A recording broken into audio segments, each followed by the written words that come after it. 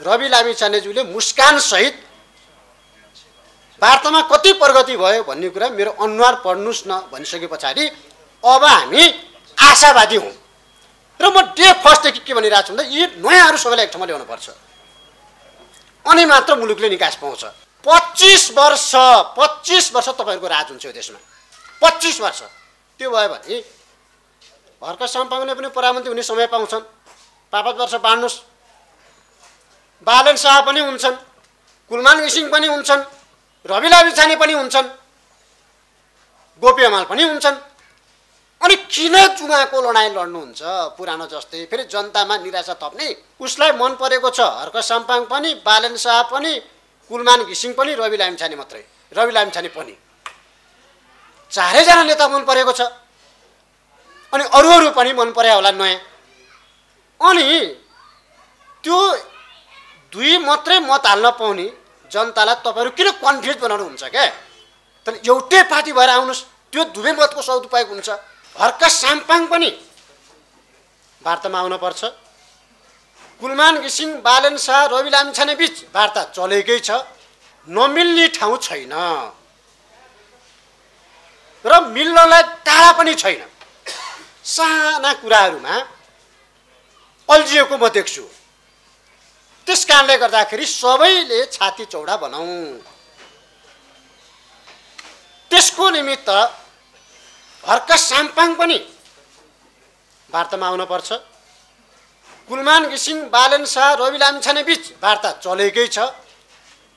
मलाई जहाँसम्म लाग्छ आज वार्ताबाट निस्किँदै गर्दा रवि लामिछानेज्यूले मुस्कान सहित वार्तामा कति प्रगति भयो भन्ने कुरा मेरो अनुहार पढ्नुस् न भनिसके पछाडि अब हामी आशावादी हौं र म डे फर्स्टदेखि के भनिरहेको छु भन्दा यी नयाँहरू सबैलाई एक ठाउँमा ल्याउनु पर्छ अनि मात्र मुलुकले निकास पाउँछ। हैन भने तपाईहरु 5 जना मिल्नु भयो भने तपाईहरुको यात्रा रेलमा हुन्छ। त्यो विकासको द्रुत गतिमा चल्ने रेल हुन्छ। त्यो बुलेट रेलमा हुन्छ। यदि तपाईहरु मिल्न सक्नु भएन भने तपाईहरुको पनि हालत नखुकै जेलमा हुन्छ है। तपाईहरुको पनि नयाँहरुको पनि। मुलुक बनाउने सबैमा उटुटी छ। अनि तपाईहरु मिल्न नहुने कुरा के हो? मिल्न किन सक्नुहुन्न? त्यसकारणले गर्दा यहाँ जो उपस्थित हुनुहुन्छ 5 वटा राजनीतिक दलका नेताहरू हुनुहुन्छ। तपाईहरुले यो मेसेज र तपाईहरुले आफ्नो पार्टीमा आफ्ना नेताहरूलाई खबरदारी गर्नुस्। कमसे कम आम नागरिकको त्यो मनोभावना पनि त तपाईहरुले चाहिँ त्यो कदर गर्नुपर्छ। नागरिकको मनोभावना कदर गर्नु भएन भने तपाईहरु मिल्दाखेरि राष्ट्रिय हैन अन्तर्राष्ट्रिय स्तरको सन्देश जान्छ। तपाईहरु मिल्नु भएन भने निराशा मात्र जनतामा जान्छ। अनि अहिले समस्या कहाँनिर छ भन्दा तपाईहरु नमिल्दाखेरिको समस्या। मिल्नु भयो भने त सबै समस्या चाहिँ तपाईको चाहिँ दूर भइहाल्यो। तर तपाईहरु नमिल्दाको समस्या एकजना व्यक्तिले जम्मा 2 मत हाल्न पाउँछ, एउटा प्रत्यक्ष एउटा समानुपातिक। उसलाई मन परेको छ हर्क साम्पाङ पनि, बालन शाह पनि, कुलमान घिसिङ पनि, रवि लामिछाने मात्रै। रवि लामिछाने पनि चारैजना नेता मन परेको छ। अनि अरू पनि मन पर्या होला नयाँ। अनि त्यो 2 मात्रै मत हाल्न पाउने जनतालाई तपाईहरु किन कन्फ्युज बनाउनुहुन्छ के? तर एउटै पार्टी भएर आउनुस्, त्यो दुवै मतको सदुपयोग हुन्छ।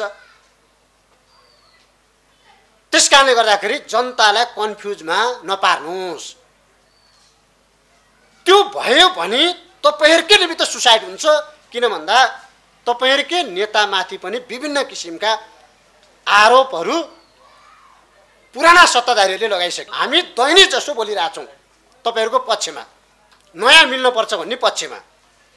त्यसकारणले गर्दाखेरि यो वातावरण नयाँहरूले बनाउन पर्छ। नयाँहरू एक ठाउँमा आउन पर्छ र देशले दीर्घकालीन निकास पाउन पर्छ। अझै पनि तपाईहरु मिल्न सक्नु भयो भने जनतामा निराशा हुन्छ।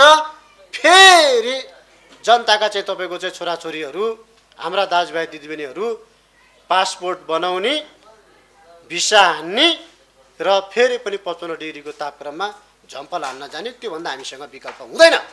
त्यही त तपाईँहरूले विकल्प दिनुपर्छ। तपाईँहरू एक ठाउँमा आउनुपर्छ।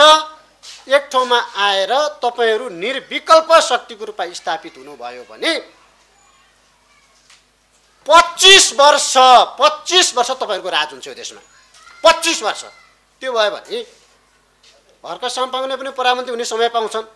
5 वर्ष बाँड्नुहोस्। बालन शाह पनि हुन्छन्, कुलमान घिसिङ पनि हुन्छन्, रवि लामिछाने पनि हुन्छन्, गोपी हमाल पनि हुन्छन्। अनि किन चुनावको लडाइँ लड्नुहुन्छ पुरानो जस्तै, फेरि जनतामा निराशा थप्ने? त्यस कारणले गर्दाखेरि तपाईँहरूले सोच्ने बेला आयो, समय धेरै छैन, समयमै निर्णय गर्नुहोस्। तर निर्णय गर्दाखेरि चाहिँ कसैलाई आइसोलेट गरेर फलानु त के हो र, उसलाई त भित्राउनु पर्छ भन्ने ढङ्गले होइन। सबैले जित्न पर्यो, विन विन पोजिसनमा हुन पर्यो। एकता त गर्ने तर सबैले जित्ने त्यो कन्डिसनमा। त्यसो हुँदाखेरि तपाईँहरू कोही माटो चुनाव चिन्ह लिएर, कोही चिम लिएर, कोही लौरो लिएर, कोही घन्टी लिएर त्यो हिँड्नुपर्ने आवश्यकता छैन। सबैले चिनेको 79 सालको असारको 7 गते स्थापित भएको, सरकारमा पनि गइसकेको 77 जिल्ला 753 स्थानीय तहमा पनि सङ्गठन बनाइसकेको शक्तिमा गोलबन्द भएर तपाईँहरूले हाम्रो साझा पार्टी रासोपा हो, चुनाव चिन्ह घन्टी हो किन भन्न नसकेको? तपाईँले त्यो गर्न सक्नुहुन्न। अनि नयाँहरूको चुनाव चिन्ह देशव्यापी रूपमा तपाईँलाई चिनाउन कति गाह्रो हुन्छ, कति समय लाग्छ हेर्नुहोस्। आधा आधी मत त बजारै हुन्छ क्या चुनाव चिन्ह खोज्दा खोज्दै, कहाँ भन्ने हुन्छ। धेरै बेर लागेपछि एउटामा चाहिँ ठोक्दै हिँड्यो हेर्नुहोस्। त्यस कारणले गर्दाखेरि म फेरि पनि अन्तिममा 5 वटा दलका नेताहरूलाई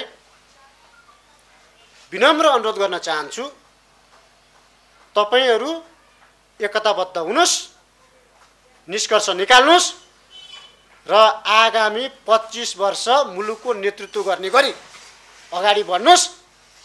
हामीले त के मागेको छ र, देशले निकास पायो भने, जनताको छोरीछोरीले देशभित्रै रोजगारी सिर्जना भयो भने, देशभित्रै कमसेकम बिहान बेलुका तातो भात खाएर परिवारसँग चाहिँ बस्न पायो भने त्यो नै सबभन्दा ठुलो खुसी हो, त्यो नै सबभन्दा ठुलो उपलब्धि हो। त्यस कारणले गर्दाखेरि फेरि पनि नयाँबाट निराशा छाउने काम नहोस्। समस्याको गाँठो फुकाउनुहोस्, त्यो टाढा छैन। धन्यवाद।